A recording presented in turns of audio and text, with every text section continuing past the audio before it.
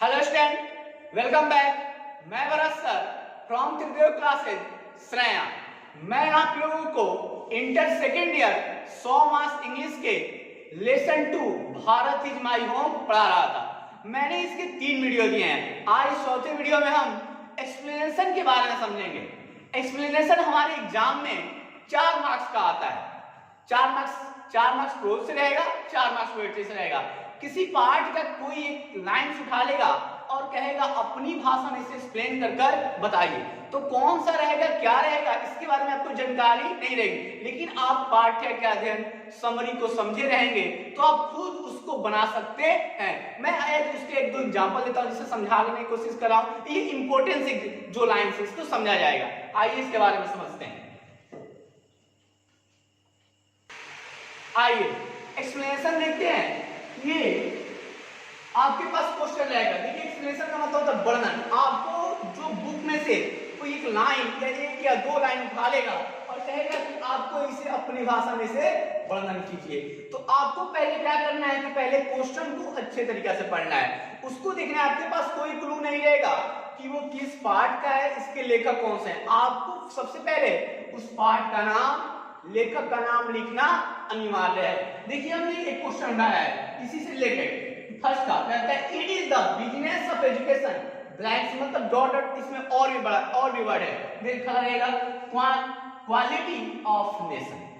देखिए कहते हैं it is the business of education. तो हमने समरी में इस बात को समझाया था कि शिक्षा के विस्तार, business of education, quality of the nation, जो क्या करता है नेशन के गुण को सुधारता है। अगर सारे लोग शिक्षित होंगे तो आपका नेशन खुद ब खुद क्या करेगा, विकास की ओर आगे बढ़ेगा। तो देखिए इसमें समझते हैं पहले। अब आंसर लिख देंगे, उसके बाद कहते हैं कि अब इस लाइन के बारे में बताइए। अगर एक लाइन है तब दिस लाइन लिखेगा और बहुत सारे लाइन है तब दिस लाइन लिखेगा। हमारे पास एक लाइन दिखता है तो हमने क्या लिखा है, this line has been taken from. आपके पास ये नहीं रहेगा, पार्ट का नाम नहीं लिखा रहेगा। This line has been taken from Bharat is my home. यह जो लाइन है किससे लिया गया है, this line has been taken from, लिया गया है किस पार्ट से, भारत इज माई होम। अब क्या कहता है जिसके लेखक कौन है, which is written by doctor Zakir Hussain, जो कि लिखा गया है किसके द्वारा, डॉक्टर जाकिर हुसैन के द्वारा। ये बात आपको लिखना है। आपको एक्सप्लेनेशन जब जो एक्सप्लेनेशन करेंगे तो उसमें आपको इसे लिखना पड़ेगा, लेखक का नाम और पार्ट का नाम। अब उसके बाद हम लाइंस के बारे में समझेंगे। लाइंस कहता है क्या है, देखिए कहता है कि इन दिस लाइन, इस लाइन में लिखिए, क्लियर कहिए, इन दिस लाइन, इस लाइन में ये जो लाइन दिया गया है, in this line the author, जो लेखक है, द ऑथर लेखक highlights the importance of education in national building।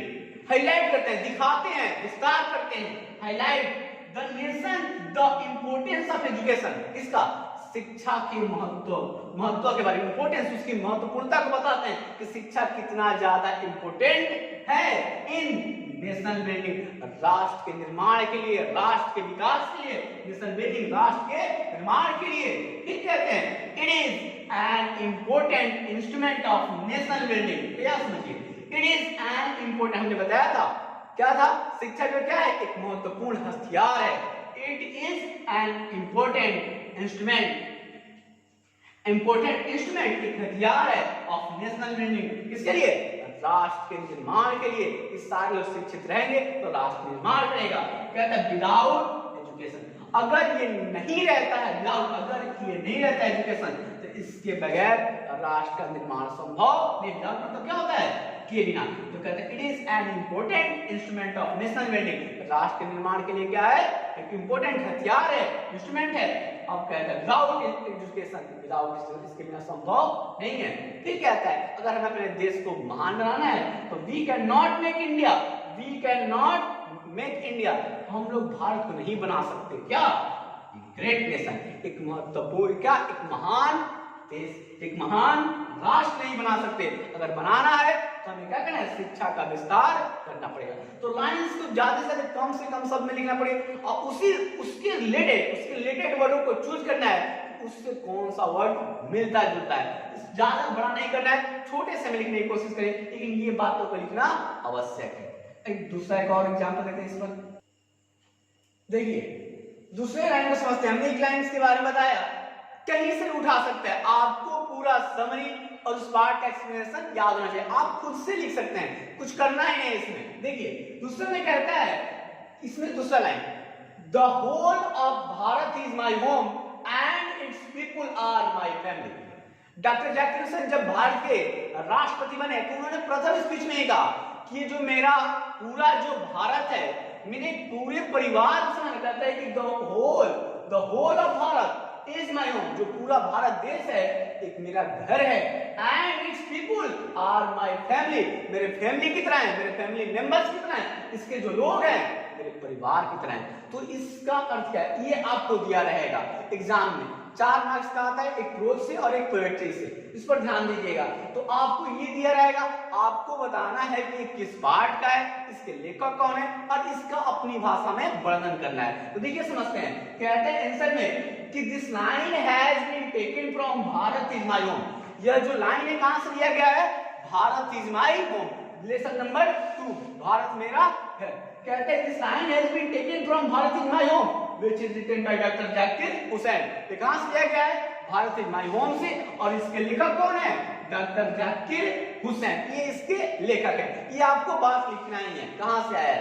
अब कहता है इसके आगे बढ़ेंगे तो अब इसके बारे में बताते हैं। ही सेड दैट, वह कहते हैं, कौन कहते हैं, डॉक्टर जाकिर हुसैन कहते हैं कि that the whole of Bharat is my home. अब देखिए हमने यहाँ पर हीज का प्रयोग किया है, यहाँ पर देखिए क्या लिखा गया है, माई।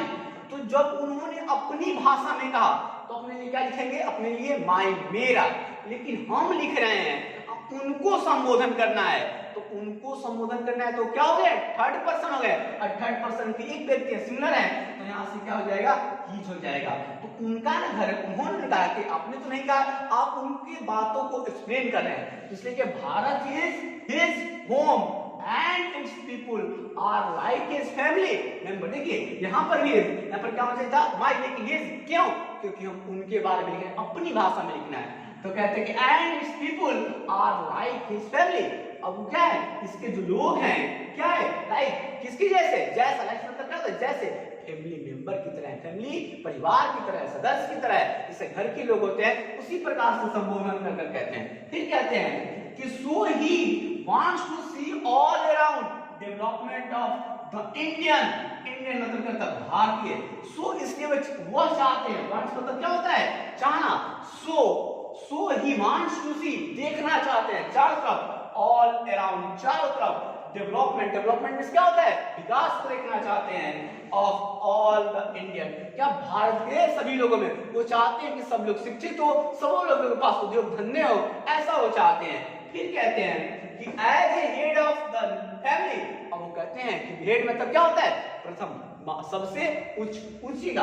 तो क्या कहते हैं, as the head of the family, मैं इस फैमिली का हेड हूं, सबसे प्रथम व्यक्ति हूं। मतलब भारत के राष्ट्रपति, जो भी देश होता है उसके राष्ट्रपति प्रथम व्यक्ति होते हैं। तो as a head of the family, मैं इस फैमिली मेंबर्स के परिवार का क्या हूं, प्रमुख सदस्य, मुख्य सदस्य हूं। ही वांट्स टू, वो चाहते हैं, he wants to make his home strong, वो अपने घर को, अपने परिवार को, he wants to make his home, क्या अपने देश को घर मानते हैं और इसके लोगों को अपना लोग मानते हैं। to make his home strong, इसे मजबूत बनाना चाहते हैं, strong इसका होता है मजबूत, and beautiful, और इसे सुंदर बनाना चाहते हैं। ये इतनी बातें आपको लिखना होगा। तो सारे इस प्रकार के बहुत सारे एक्सप्लेनेशन आपके पास में आएंगे, आप अपने से लिखने की कोशिश कीजिए। ये हमने इसके 2 बारे बताया, ये तो ज्यादा इंपॉर्टेंस है कि इस प्रकार के एग्जाम में पूछे जाते हैं, आपको याद करना होगा।